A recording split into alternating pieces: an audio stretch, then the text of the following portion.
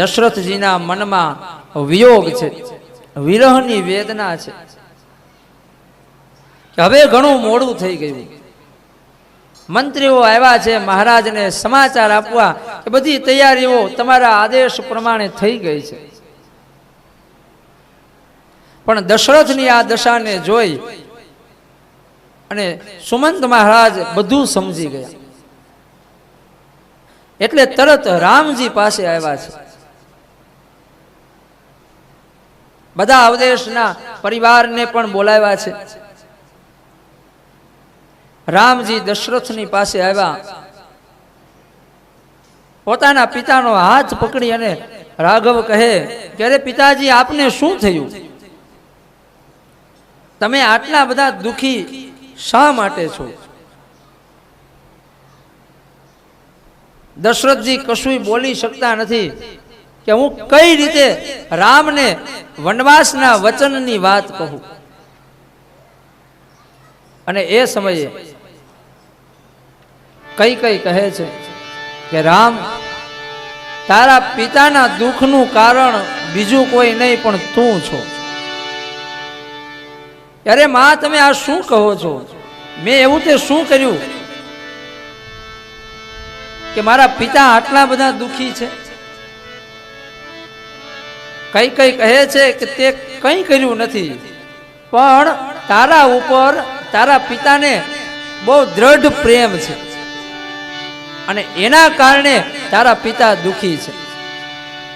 મેં તો ખાલી 2 વચન માંગ્યા છે કે ભરતને રાજગાદી મળે અને તને 14 વર્ષનો વનવાસ, બસ આટલી વાત છે.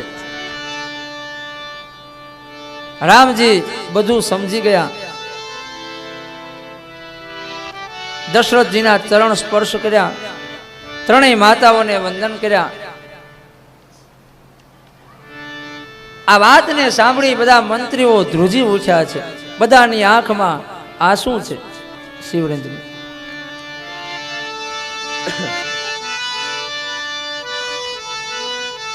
પરંતુ રામજી હજુ પણ એટલા જ સહજ છે.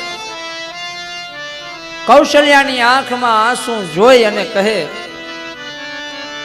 કે માં, કઈ છે ને એ મારી માં છે અને મારી માને મારા ઉપર દ્રઢ પ્રેમ છે અને એટલે જ આ નાની એવી અયોધ્યાનું રાજ્ય ભરતને આપ્યું અને મને વિશાળ વનનું રાજ્ય એને આપ્યું છે. હું વનમાં રહીશ, મોટા મોટા સાધુ અને સંતનો મને સંગ થશે. વનમાં રહીશ તો હું ભગવાનની તપસ્યા કરી શકીશ. વનમાં રહીશ તો જે છેલ્લામાં છેલ્લો વ્યક્તિ છે એની પાસે હું જઈ શકીશ. અત્યારે વિટંબણા એવી છે કે રાજા છે ને એ બધા મોટા મોટા લોકોને તો મળી શકે, પણ એ રાજ્યનો જે છેલ્લામાં છેલ્લો ગરીબ વ્યક્તિ છે એની પાસે જઈ નથી શકતો. તો આજ મને મારી માએ અવસર આપ્યો છે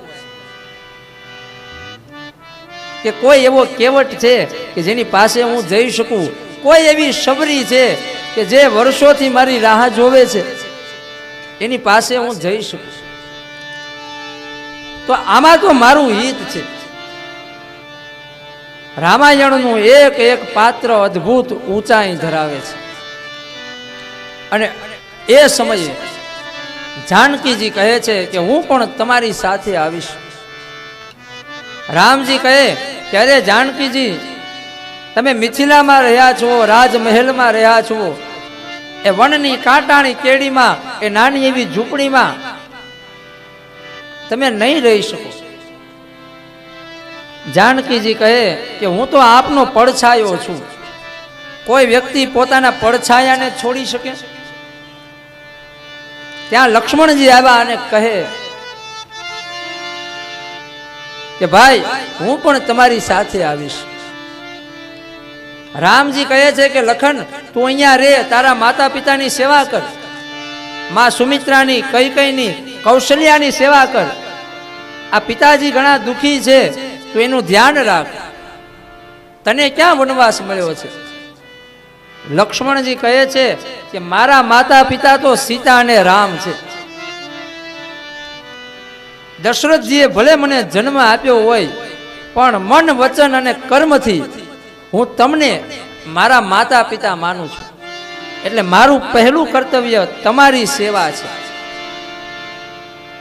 છતાંય રામજી કહે છે કે તું એક વખત તારા પત્ની ઉર્મિલાને તો પૂછી જો. અને અહીંયા રામાયણનું સૌથી મૌન પાત્ર ઉર્મિલાનો પરિચય કરાયો છે. ઉર્મિલાજી ચિત્રકાર છે, એક સુંદર ચિત્ર બનાવી રહ્યા છે. આ બધી વાતથી અજાણ છે. લક્ષ્મણજી આવ્યા, ઉર્મિલાજી એ ચિત્ર બનાવી રહ્યા છે અને વિચાર કરે છે કે આ સુંદર ચિત્ર જ્યારે રામજી રાજા થશે એટલે એ સમયે રાજાને કંઈક ભેટ આપવી પડે, તો આ ચિત્રની ભેટ હું લખનજીને કહીશ કે રાઘવને, એ રાજા રામને આ ચિત્ર ભેટ આપે. લખનજી આવ્યા, બધી વાત કીધી કે રામજીને તો વનવાસ મળ્યો છે, મારે એની સેવા કરવા માટે 14 વર્ષ જવું છે, અને ઉર્મિલા હું સેવા કરવા માટે જાઉં છું, માટે તને હું સાથે લઈ જઈ શકું તેમ નથી, તારે અહીંયા જ રહેવું પડશે. હું 14 વર્ષ સુધી રાઘવની સેવા કરવા માંગુ છું. રામજીએ મને મોકલ્યો છે. ઉર્મિલાએ મૌન સંમતિ આપી દીધી છે કે તમારો જે વિચાર છે ને એ સાર્થક થાય. અને અવધના સંતો આ કથાને કહેતા કહે છે કે લક્ષ્મણજીએ રામજીની એવી સેવા કરી કે 14 વર્ષ સુધી લક્ષ્મણજી સૂતા નથી. ઉગાડી આંખે રામની સેવા કરી છે, નિંદ્રાનો ત્યાગ કર્યો છે, એવું વચન લીધું. અને વનવાસના 12 વર્ષ પૂરા થઈ ગયા. કોઈ પણ તપ તમે 12 વર્ષ સુધી કરો એટલે સિદ્ધિ મળે. 12 વર્ષ સુધી લક્ષ્મણજી જાગૃત રહ્યા એટલે નિંદ્રા દેવી પ્રગટ થયા. કહે કે હું નિંદ્રાની દેવી છું, માગો તમારે શું જોઈએ છે. એ દેવી ને જોઈ લક્ષ્મણજી એ કહ્યું કે દેવી, મને તો રામની સેવા મળી છે, મારે બીજું કશું નથી જોઈતું, પણ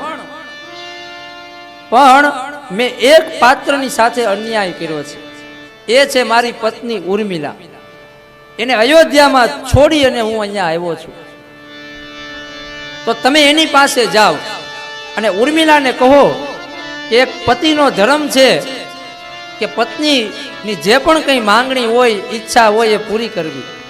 તો ઉર્મિલાને કહો કે એને જે કંઈ જોઈએ એ એને તમે આપી દેજો. અને એ સમયે નિંદ્રા દેવી અયોધ્યામાં ઉર્મિલાના ઓરડામાં પ્રગટ થયા છે. જે સમયે લક્ષ્મણજીએ વચન લીધું કે 14 વર્ષ સુધી હું ઊંઘ નહીં લઉં, એ સમયે ઉર્મિલાજીએ પણ એક પ્રતિજ્ઞા લીધી છે કે 14 વર્ષ સુધી હું મારી આંખ બંધ રાખીશ, હું મારી આંખ નહીં ઉગાડું. આ રામાયણનું એક એક પાત્ર અદ્ભુત ઊંચાઈ ધરાવે છે. આજ 12 વર્ષ થયા, ઉર્મિલાની આંખ બંધ છે. એ નિંદ્રા દેવીનો અવાજ સંભળાયો. કહે કે મને લક્ષ્મણજીએ મોકલી છે, તમારી જે કાંઈ ઈચ્છા હોય એ કહો. એટલે બંધ આંખે ઉર્મિલાએ કહ્યું કે હા, મારે એક વચન માંગવું છે. એ વનવાસને 12 વર્ષ પૂરા થઈ ગયા છે. હે નિંદ્રા દેવી, હજી 2 વર્ષ બાકી છે. તમારે મને જો કંઈ વરદાન આપવું હોય તો એક વરદાન આપો કે હવે આ 2 વર્ષની અંદર એકય વાર લક્ષ્મણને મારી યાદ ન આવે. આ ઊંચાઈ છે ઉર્મિલાની કે રામની સેવા કરી રહ્યા છે અને સેવા કરતા કરતા કોઈ બીજાની યાદ આવી જાય તો સેવામાં વિક્ષેપ પડે. તો મને એક વચન આપો કે હજી 2 વર્ષનો વનવાસ બાકી છે, તેમાં લક્ષ્મણને મારી યાદ ન આવે. આ આ એક એક પાત્રમાં આવું ઊંડાણ ભર્યું છે. માટે યુગો યુગોથી આ રામાયણની પૂજા થાય છે. માટે યુગો યુગોથી રામાયણને એક શિખર માનવામાં આવે છે, એક આદર્શ માનવામાં આવે છે. આ કથાને વંદન કરીએ.